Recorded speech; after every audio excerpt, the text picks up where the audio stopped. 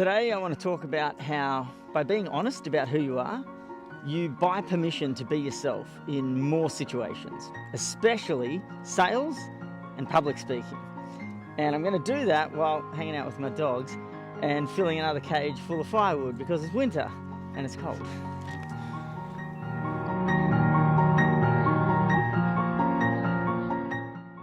One of the things I've noticed in teaching public speaking and sales is that people identify the parts of themselves that they don't like, that they're uncomfortable with, that they have anxieties around, and they try to keep them hidden from view, especially in those high pressure situations like public speaking and sales.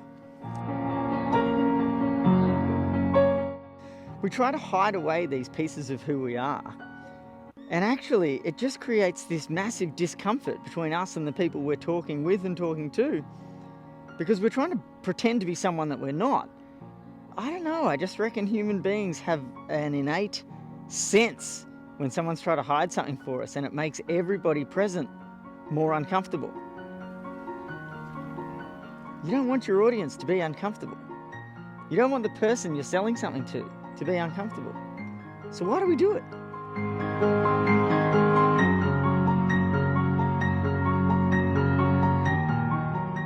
Hopefully the reason that we do it is out of an abundance of self-awareness.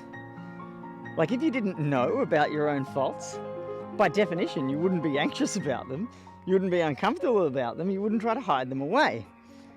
And so maybe we could take this fact that we have these parts about ourselves that make us a little bit uncomfortable or a little bit anxious, and first step, let's just remind ourselves that that's actually self-awareness in action. So step number one, don't beat yourself up too much about it, okay?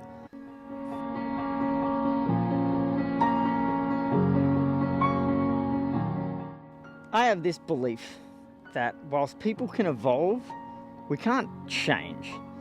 So you might become a better version of who you are, but you're not going to become someone else. And so I reckon our job is to find out how to be the best version of who we are, and the most useful and helpful and pleasant to be around version of who we are. And the only way we can do that is by identifying who we are and leaning into it, not leaning away from it. This particular Melbourne winter day is not as cold as I had suggested.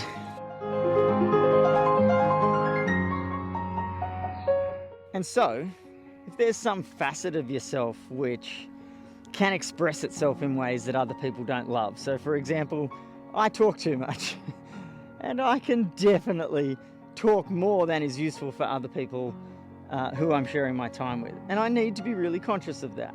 And if I lacked self-awareness, as I did earlier in my life, then I would just keep talking too much. But I'd like to think that I've evolved into a slightly better version of myself, and now I know my tendency is to talk too much, but I've developed a strategy that can help.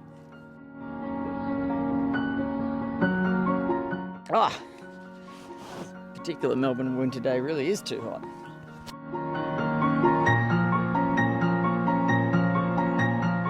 The strategy is to be honest about who you are.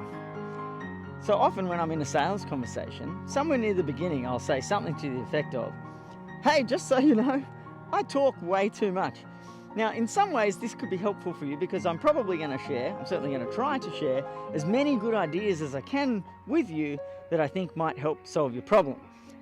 But occasionally, if you feel like I'm rabbiting on about something that's not particularly relevant to you or not particularly helpful in this particular moment, just feel free to say, "Hey Cole, shut up, let's talk about something else." And that gives me permission to be myself in that moment. That means that when I am overflowing with ideas, then I can share them freely, and I can consistently check back in with my conversational partner and be like, "Hey, is this useful for you? Are we going places that you're interested in, or should I shut up, ask a question, and we'll take the conversation elsewhere?"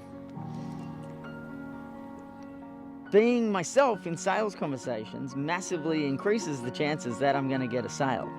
But if I just pretend I'm not a person that talks a lot, I just end up sitting there looking uncomfortable. So maybe you've got something about yourself that you're self-conscious about or anxious about that you don't think is a good thing to have when you're going to go into a sales conversation or if you're going to speak on stage. Maybe you're really softly spoken. Maybe you're a really bookish, nerdy type. And the idea of being on stage doesn't seem like your natural environment.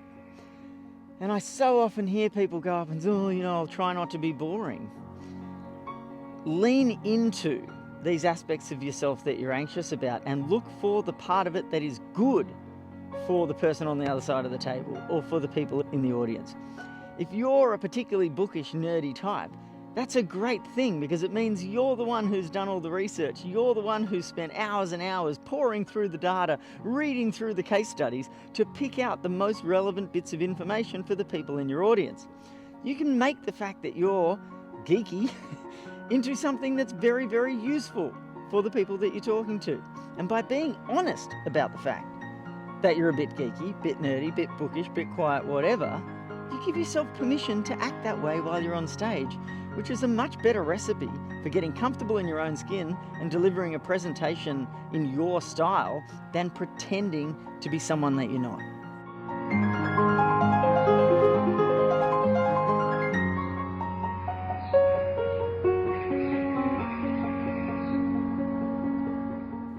By being honest about who you are, you buy permission to be yourself in stressful situations. So whether you're public speaking or selling or doing anything that sends your blood pressure up, just be honest about who you are, and that way you don't have to keep pretending. It's a much easier way to live. This is full. I'm going to go inside. See ya. I hope I didn't talk too much.